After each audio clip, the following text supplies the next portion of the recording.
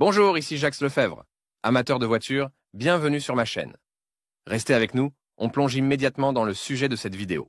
Les propriétaires de véhicules doivent accorder une attention particulière au système de refroidissement du véhicule. L'entretien et la prévention de cette partie de l'appareil nécessitent quelques efforts. Si vous n'y prêtez pas attention, vous risquez d'être confronté à des cas fréquents de surchauffe de la voiture et à des pannes ultérieures. Le rinçage du système de refroidissement du moteur résoudra le problème. À quels intervalles effectuer le rinçage? Selon les assurances des fabricants, la procédure de rinçage et de remplacement de l'antigel doit être effectuée au moins une fois tous les 2 ans. Si vous ne savez pas quand votre hirondelle a été nettoyée pour la dernière fois, par exemple si vous l'avez acheté récemment, vous pouvez prêter attention à un certain nombre de signes. L'échelle du capteur de température dépasse de plus en plus la marque rouge.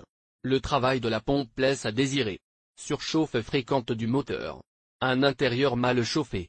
Le ventilateur qui refroidit. Le liquide fonctionne souvent à grande vitesse. Ce sont les premiers symptômes d'un encrassement du système de refroidissement. Si vous ne nettoyez pas le système à temps et que vous ne réglez pas le problème, le moteur se mettra à bouillir. Comment rincer le système de refroidissement du moteur? De plus en plus de propriétaires s'intéressent à la question du rinçage du système de refroidissement du moteur de leurs propres mains. Comment procéder correctement? Pour nettoyer le malade, il faut des conditions chaudes. Il est donc préférable de reporter cette opération à des saisons plus propices ou d'utiliser un garage équipé d'un système de chauffage. L'opération peut durer de quelques heures à une journée entière, en fonction du degré d'encrassement. La procédure est très simple et il est facile de comprendre comment nettoyer correctement. La première chose à faire est de vidanger le liquide du système de refroidissement dans un récipient. Il est obligatoire de le mettre dans un récipient et de ne pas le laisser se répandre sur le sol. Premièrement, il faut inspecter visuellement le toluène.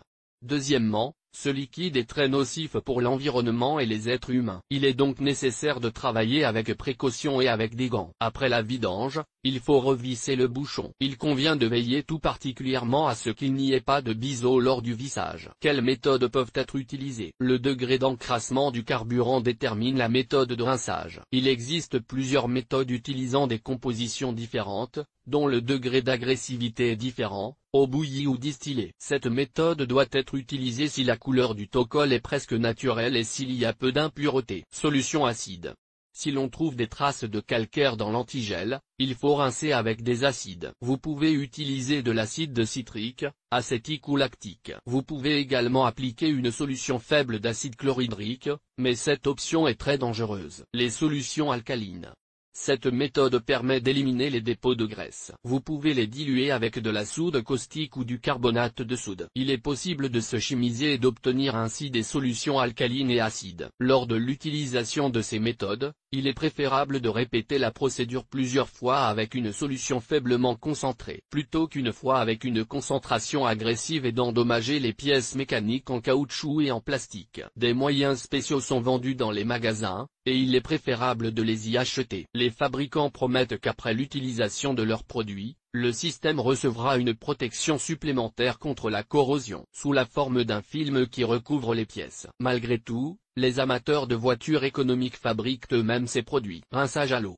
Si l'inspection visuelle du liquide drainé ne révèle que peu d'impuretés, le nettoyage est effectué avec de l'eau. Il est souhaitable d'utiliser de l'eau distillée et, dans les cas extrêmes, de l'eau bouillie. Remplissez le système par le vase d'expansion et fermez-le. Démarrez la voiture et laissez-la fonctionner pendant environ 20 minutes, puis arrêtez le moteur et videz l'eau utilisée. Une fois que la voiture a fonctionné, vous ne pouvez pas retirer immédiatement le couvercle de vidange, car vous risquez de vous brûler. Évaluez également la pureté et les impuretés du liquide. En général, il est nécessaire de répéter la procédure et d'apporter des modifications aux moyens utilisés en raison de nouveaux facteurs. Les dépôts de tartre et de graisse peuvent être détectés. Utilisation de solutions acides. En cas de dépôt de calcaire, le système peut être nettoyé avec de l'acide lactique légèrement dissous, généralement à 6%. Cette concentration peut être obtenue en diluant 5 litres d'eau avec 1 kg d'acide lactique à 36%. Avant d'être versée, la solution est chauffée à 35 degrés centigrades. À cette température, la réaction chimique libère du dioxyde de carbone purifiant. Après avoir terminé le processus,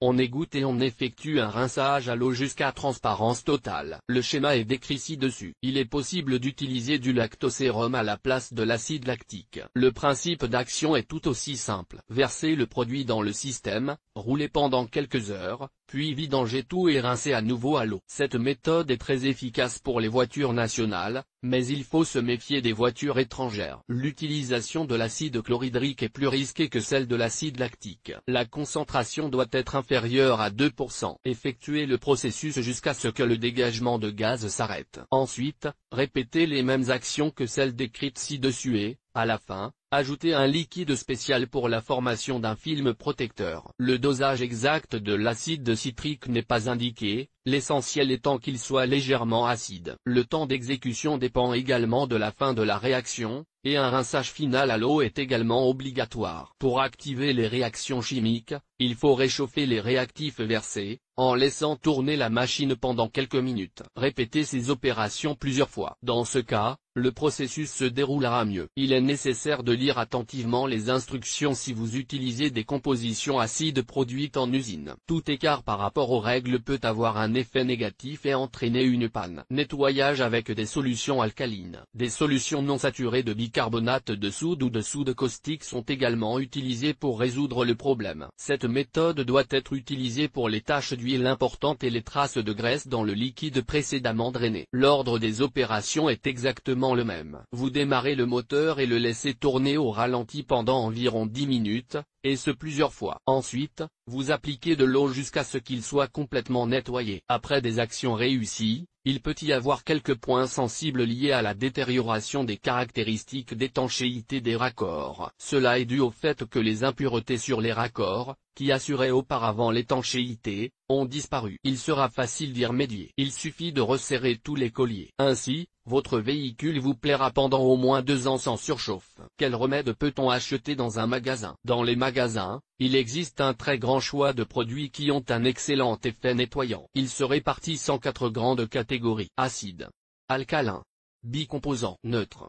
Les 2 premiers sous-types sont identiques aux moyens que vous pouvez fabriquer vous-même à la maison. Leur utilisation est la même si vous diluez vous-même les acides ou les bases à la maison. Les remèdes en 2 parties se distinguent par le fait qu'ils éliminent 2 symptômes différents qui doivent être éliminés à la fois. Avec des acides et des alcalis, ces produits ont un prix élevé et nécessitent plus de temps pour le rinçage. Il existe depuis peu un nouveau produit de rinçage des radiateurs qui n'est pas basé sur des alcalis et des acides, mais sur un catalyseur. Les fabricants affirme que cette nouvelle méthode est la plus efficace. Autrement, cette méthode est appelée rinçage en douceur. Le nettoyage du radiateur sera plus facile. Il faut le verser dans le vase d'expansion et faire fonctionner la voiture pendant un certain temps. Après avoir parcouru une distance de 1 à 2000 km, il est nécessaire de vidanger le réservoir et de verser le produit habituel. Quelle que soit la méthode utilisée, l'essentiel est de procéder à un rinçage final à l'eau. Pour ceux qui n'osent pas prendre le risque d'utiliser des solutions artisanales, les magasins de pièces détachées proposent une large gamme de produits de rinçage. Le nettoyage du radiateur est obligatoire. Après avoir nettoyé la partie interne du système, il faut penser à nettoyer le radiateur de refroidissement du moteur. Poussiéreux et encombré de toutes sortes de morceaux d'herbe, d'arbres et de tout le reste, il sera plus difficile de refroidir le tossol. Il sera donc nécessaire de prendre ce problème au sérieux et de décider comment rincer le radiateur de refroidissement du moteur. Armé d'une brosse, allez nettoyer le radiateur. Il est possible d'utiliser un aspirateur ou d'enlever la saleté sous haute pression d'eau ou d'air. Si vous décidez de nettoyer le radiateur sans le démonter au préalable, préférez la pression de l'air. En effet, l'eau peut s'infiltrer dans des parties indésirables de la voiture et le rinçage du radiateur peut entraîner d'autres problèmes. Après cet article, la question de savoir comment rincer le système de refroidissement du moteur ne se posera plus. Il existe de nombreuses méthodes et façons de procéder. Gardez un œil sur votre voiture, effectuez les réparations à temps et tout ira bien.